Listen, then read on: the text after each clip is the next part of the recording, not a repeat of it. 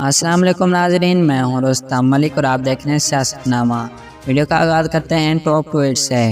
عمران خان کہتے ہیں آپ جو مرضی کر لیں، یاد رکھیے گا کہ الیکشن والے دن پی ٹی آئی کو نہیں روک سکتے۔ جب ایک قوم کھڑی ہو جائے تو دنیا کی کوئی طاقت اسے ختم نہیں کر سکتی۔ اداکارہ جیا ضیا کہتی ہیں مجھے آئیڈیا ہو گیا ہے کہ نون لیگ تحریک انصاف سے بہتر ہے۔ میرے ابو وابڈا میں ہیں، انہیں بجلی فری ہے۔ عمران خان ہماری فری بجلی بند کرنے لگے تھے، نون لیگ نے دوبارہ فری کر دی۔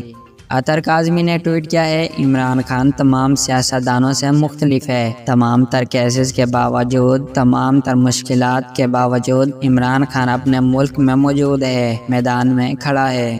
جنید سلیم نے ٹویٹ کیا ہے الیکشن میں سب سے بڑی رکاوٹ عمران خان کی مقبولیت ہے، جو ہر گزرتے دن کے ساتھ پہاڑ بنتی جا رہی ہے۔ ان لوگوں کو شکست کا خوف ہے، اب تو بچہ بچہ یہ بات جانتا ہے۔ عمران خان نے ٹویٹ کیا ہے آج عورتوں پر اس لیے ظلم کیا جا رہا ہے کیونکہ یہ چاہتے ہیں کہ کل کو کوئی عورت سیاست یا ملک کے حالات میں دلچسپی نہ لے۔ یہ جمہوریت نہیں ہے، کدھر گئی وہ انسانی حقوق کی تنظیمیں۔ شہباز گل نے ٹویٹ کیا ہے ویسے بڑا ہی بے شرم رویہ ہے آپ کا، ذرا سوچیں یہ خواتین، ان کی شکلوں، ان کے جسم کے بارے میں کیا سوچتا ہے۔ یہ سیال کوٹی چڑا اس قدر غلیظ ہے، یہ کتنے فخر سے خواتین کی تذلیل کر رہا ہے، لیکن جھوٹے لبرل ابھی خاموش ہیں، کوئی اس پر احتجاج نہیں کرے گا۔ فواد چودھری نے ٹویٹ کیا ہے وزیر اعظم ہاؤس سے لے کر ایم پی اے کے حلقے تک نون لیگ تحریک انصاف کی حکومت کے منصوبوں پر اپنی تختیاں لگا کر اپنی نالائکی اور نااہلی کو مزید واضح کر رہی ہے۔ گوادر ہو یا جہلم، تختیوں پر اپنے نام لکھوانے سے منصوبے آپ کے نہیں ہو جاتے۔ ایک بدترین دور اپنے انجام کو پہنچ رہا ہے۔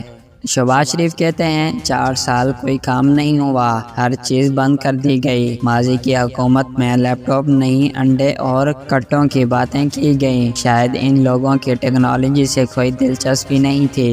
سراج الحق نے ٹویٹ کیا ہے چند دنوں میں ختم ہونے والی حکومت کے ارکان کو 46 ارب روپے ترقیاتی خرچ کے نام پر دینا کھلم کھلا دھاندلی اور کرپشن ہے، یہ سلسلہ فوری طور پر بند کیا جائے۔